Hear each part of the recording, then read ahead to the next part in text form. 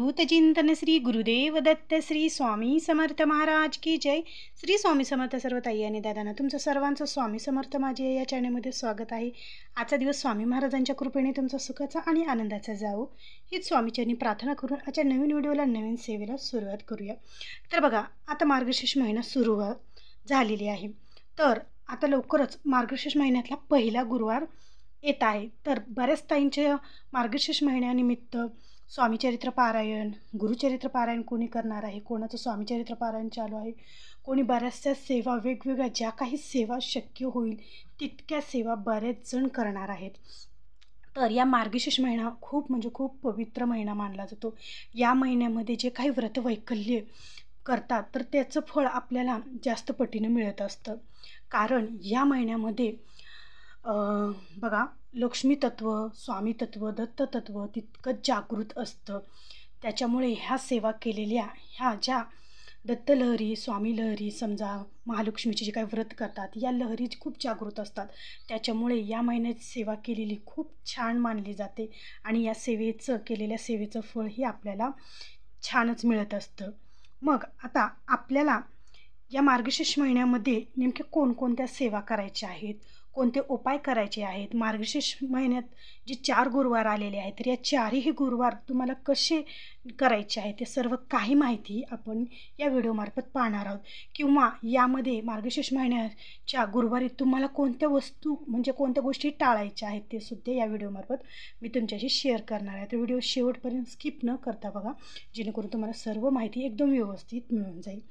तर बघा, माता लक्ष्मीचा आपल्यावर कृपा आशीर्वाद राहावा, माता लक्ष्मी आपल्या घरामध्ये स्थिर राहावी यासाठी आपण बऱ्याचशा सेवा करत असतो।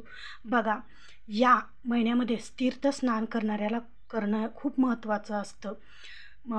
जिथं तीर्थक्षेत्र असतं तिथं जाऊन स्नान जर केलं तर आपली जी काही आपल्या हातून घडलेली जी काही वाईट कर्म आहेत, पाप आहेत तर ती धुतली जातात असं म्हणतात आणि आपल्या शरीराची मनाची स्वच्छताही होत असते। त्याच्यामुळे या महिन्यामध्ये आपण जिथं तीर्थक्षेत्र आहे तिथे जाऊन त्याच्यामध्ये अंघोळ केलेली खूप पवित्र मानली जाते। पण बऱ्याच जणांना हे शक्य नसतं। तर केंद्रामध्ये बघा, तुम्हाला म्हणजे तीर्थक्षेत्राच्या ज्या ठिकाणी नद्यांचं जे काही जल असतं तर ते मिळतं किंवा त्याची बॉटल पण मिळते किंवा ऑनलाईनसुद्धा मिळते। तर तेच तुम्ही आणून पाण्यामध्ये वापरून घरीसुद्धा आंघोळ केली तरी खूप छान असं असतं। अशा प्रकारे या महिन्यामध्ये कुठेही तीर्थक्षेत्रामध्ये स्नान केलेलं खूप चांगलं असतं। देवाचा आपल्याला आशीर्वाद मिळतो, आपलं मन शुद्ध, शरीर शुद्ध, सर्व काही आपली वाणी शुद्ध होत असते। त्याच्यामुळे आवर्जून या महिन्यामध्ये तीर्थक्षेत्रामध्ये, नद्यामध्ये ते नक्की अंघोळ करा। त्याचबरोबर बघा, मार्गशीर्ष महिन्यातला गुरुवार आहे तर तुम्हाला पहिल्या गुरुवारपासून ते 4ही गुरुवारी कोणत्या सेवा करायच्या आहेत, कोणते उपाय करायचे आहेत आणि कोणत्या गोष्टी टाळायच्या आहेत। तर बघा, सर्वात आधी मार्गशीर्षचा पहिला गुरुवार आहे तर आपल्याला सर्वात आधी सुरुवात करायची आहे। ज्यावेळेस आपण सकाळी लवकर उठतो त्यावेळेस उठल्या उठल्या आपल्याला आपली सर्व काही झाडझूड सर्व काही कामे झाली की अंघोळ झाली की आपल्याला सूर्यदेवाला अर्घ्य अर्पण करायचं, म्हणजे सूर्यदेवाला जल अर्पण करायचं आहे। ओम सूर्यदेवताय नमः, ओम सूर्यदेवताय म्हणा असं म्हणायचं आहे। आणि बघा, हे दररोज जरी तुम्ही काम केलं तर खूप छान असणार आहे। त्याचबरोबर नंतर आपल्याला उंबरठ्यावर पाणी शिंपायचं आहे। स्वच्छ जो मुख्य दरवाजा आहे तो स्वच्छ कपड्याने ओला कपडा करून पुसून घ्यायचा आहे, स्वच्छ म्हणजे मुख्य जो दरवाजा आहे त्याला, आणि त्याच्यावर हळदी कुंकवाने शुभ लाभ काढायचा आहे। त्याचबरोबर स्वस्तिकही काढायची आहे कुंकवाने। आणि नंतर आपला जो उंबरठा आहे, मुख्य दरवाजाचा जो उंबरठा आहे तर त्या उंबरठ्याला तुम्हाला हळदीचं लेपन करायचं आहे। थोडीशी वाटीमध्ये हळद घ्या, त्याच्यामध्ये गोमूत्र टाका। तुमच्याकडे गोमूत्र नसेल तर जी पंचगव्य किंवा गोमूत्राची बॉटल तुम्हाला केंद्रामध्ये मिळते तिथून तुम्ही घेऊन येऊ शकतात। त्याच्यात टाका आणि उंबरठ्याला छान असं हळदीचं लेपन करा। त्यावर छान अशी रांगोळी काढा, स्वस्तिक काढा, जे काही तुम्हाला सुशोभीकरण करणं होईल ते करा।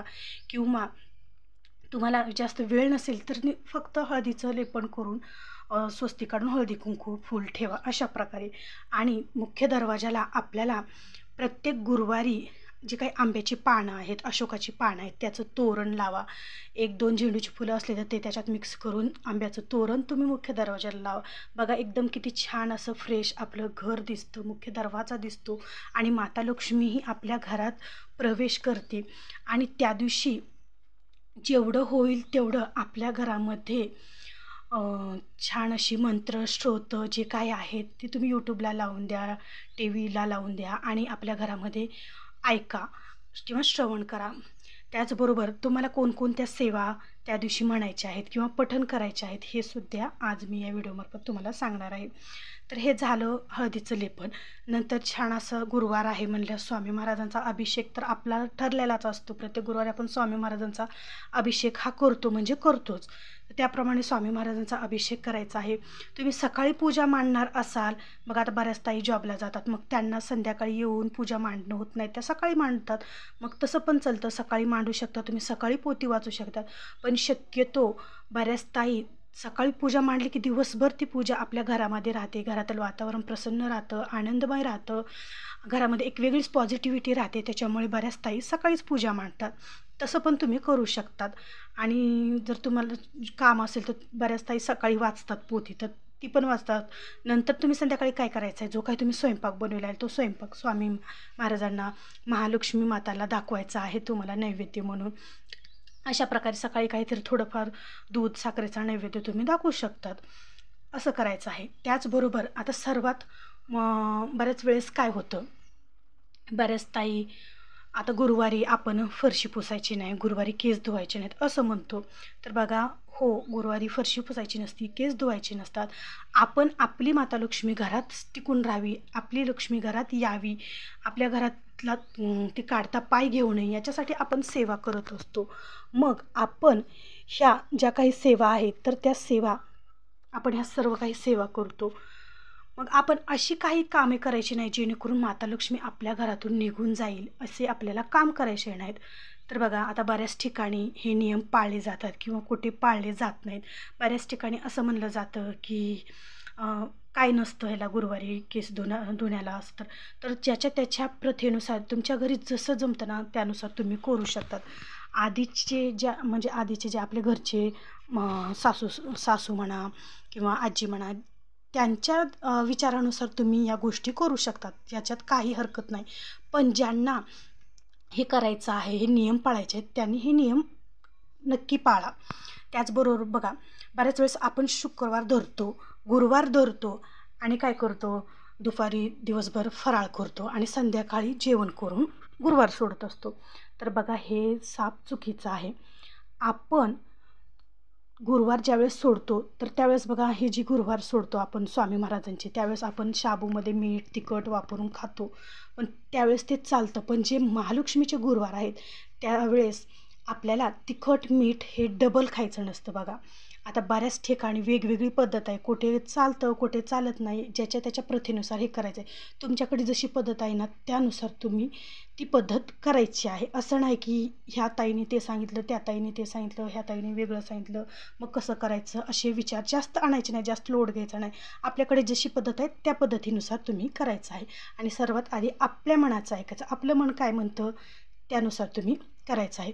पण सांगायला गेलं तर आपल्याला डबल तिखट आणि मीठ खायचं नाही. तुम्ही दिवसभर उपवास करणार आहात तर तुम्ही दिवसभर समजा फळं खावा, गोड पदार्थ खावा, शाबूची खिचडी बनवा, म्हणजे गोड शाबू बनवा, गोड भगर बनवा, तुम्ही केळी दूध खा, सफरचंद खा, जे काही गोड पदार्थ आहे ती खा, ज्यूस घ्या. अशा प्रकारे तुम्ही वेगवेगळे गोड पदार्थ खाऊ शकतात. आणि नंतर संध्याकाळी सात्विक जेवण, बिना कांदा लसणाचं जेवण बनवून तुम्ही नैवेद्य दाखवायचं आहे. अशा प्रकारे तुम्ही ह्या नियम अटी पाळायच्या आहेत. त्याचबरोबर तुम्ही ह्या सर्व सेवा करताना नंतर गुरुवार आहे तर दिवसभर तुमच्याकडून कोणती सेवा झाली पाहिजे, कोणती सेवा तुम्ही करायची आहे तर ती तुम्हाला मग गुरुवारी तुम्हाला कोणत्या सेवा करायच्या आहेत. बघा, महालक्ष्मी अष्टकम आपल्याला 11 वेळेस पठण करायचं आहे. बघा, नित्यसेवेची जी पोथी आहे त्याच्यामध्ये सर्व मंत्र दिलेले आहेत. तर तुम्हाला 11 वेळेस याचं दररोज पठण करायचं आहे. दररोज नाही जमलं तर गुरुवारी तरी आवर्जून करा. तुम्ही गुरुवारी आणि या मार्गशीर्ष महिन्यामध्ये दररोज जर कुमकुम अर्चन केलं तर बघा तुमच्या ज्या काही इच्छा आहेत, ज्या काही अडचणी आहेत तर त्या दूर होतात, तुमची इच्छा ही पूर्ण होते. नित्यनियमाने दररोज जर तुम्ही कुमकुम अर्चन केलं तर तुम्ही बघा आता घरामध्ये तुमच्याकडे लक्ष्मीची टाक असेल, मूर्ती असेल, फोटो असेल किंवा काहीही असेल किंवा श्रीयंत्र असेल, त्याच्यावर तुम्ही कुंकुम अर्चन करायचं आहे. तुमच्याकडे श्रीयंत्र नसेल तर तुम्ही जी मूर्ती आहे, टाक आहे त्याच्यावर सुद्धा कुंकुम अर्चन करू शकतात. आता जे काही मंत्र स्त्रोत आहेत ते म्हणून जर तुम्हाला जमत नसेल, अर्चन करताना तुम्हाला ओम श्री महालक्ष्मी नमो नमः, ओम श्री महालक्ष्मी नमो नमः, ओम श्री महालक्ष्मी नमो नमः असं म्हणून तुम्हाला हा मंत्र म्हणून तुम्हाला कुंकुमार्चन करायचं आहे. त्याचबरोबर महालक्ष्मीची 108 नावं तुम्हाला माहीत असेल तर ती नावं म्हणून तुम्हाला कुंकुमार्चन करायचं आहे. अशा प्रकारे त्याचबरोबर विष्णू सहस्त्रनाम, विष्णू नामावली दररोज तुम्ही पठण करा किंवा यूट्यूबला लावून द्या. याने आपल्या घरातील खूप खूप वातावरण प्रसन्न होतं. बघा जिथं माता लक्ष्मी स्थिर राहावी असं वाटत असेल तर तिथं भगवान विष्णूंची सेवा करणं खूप महत्त्वाचं असतं. कारण जिथं भगवान विष्णूंची सेवा केली जाते तिथं माता लक्ष्मी ही स्थिर राहते. त्या घरातून माता लक्ष्मी कधीही जात नाही. त्यामुळे भगवान विष्णूंची जिथं सेवा होते तिथं माता लक्ष्मी ही असते म्हणजे असते. त्यामुळे भगवान विष्णूंची सेवा तुम्ही नक्की करा. विष्णू सहस्त्रनाम दररोज यूट्यूबला लावून द्या. त्याचबरोबर श्रीसूक्त तुम्हाला 11 वेळेस म्हणायचं आहे. गुरुवारी म्हणा, दररोज जमलं तर दररोज सुद्धा म्हणू शकतात. त्यावेळेस व्यंकटेश स्तोत्र 3 वेळेस म्हणा. त्याचबरोबर 16 वेळा तुम्हाला कुबेर मंत्र म्हणायचा आहे, 16 वेळा लक्ष्मी गायत्री मंत्र म्हणायचा आहे, 16 वेळा विष्णू गायत्री मंत्र म्हणायचा आहे. तसंच 16 वेळा तुम्हाला नवारणो मंत्र म्हणायचा आहे. त्याचबरोबर तुम्हाला नंतर 11 वेळेस किंवा 11 माळी श्री स्वामी समर्थ या मंत्राचा जप करायचा आहे. खूप म्हणजे खूप प्रभावी हे मंत्र आहेत. आणि जी केंद्रामध्ये नित्यसेवेची जी पोथी मिळते बघा, ही जी नित्यसेवेची पोथी मिळते, नित्यसेवा स्तोत्र व मंत्र, तर ही दिंडोरी प्रणीत आहे. तर याच्यामध्ये तुम्हाला सर्व मंत्र स्त्रोत मिळून जातात. बघा एकदम थोडेसे मंत्र आहेत. बघा तुम्ही श्री स्वामी समर्थ 11 वेळेस म्हणायचं किंवा गायत्री मंत्र ओम तत्सवितुर्वरेण्यं भर्गो देवस्य धीमहि धियो यो नः प्रचोदयात्. तर हे सर्व काही जे मंत्र आहेत तर ते तुम्ही मंत्र म्हणायचे आहेत. एकदम छोटेसे मंत्र, याला जास्त काही वेळ लागत नाही. त्याच्यामुळे तुम्ही हे जी काही पोथी आहे मंत्र, तर ही पोथी तुम्ही आवर्जून केंद्रातून घ्या. खूप म्हणजे खूप उपयुक्त ही तुम्हाला पोथी म्हणजे पडणार आहे. कारण याच्यामध्ये सर्व काही आरत्या आहेत, मंत्र आहेत, स्त्रोत आहेत. तर आवर्जून तुम्ही ही पोथी घ्या जेणेकरून तुम्हाला सर्व काही मंत्र म्हणायला सोपे जातील. तर अशी होती आजची सेवा. आवडली असेल तर एक लाईक नक्की जरूर करा. भेटू पुन्हाच अशा एका नवीन व्हिडिओसोबत, नवीन सेवेसोबत. तोपर्यंत सर्व ताई आणि दादांना श्री स्वामी समर्थ.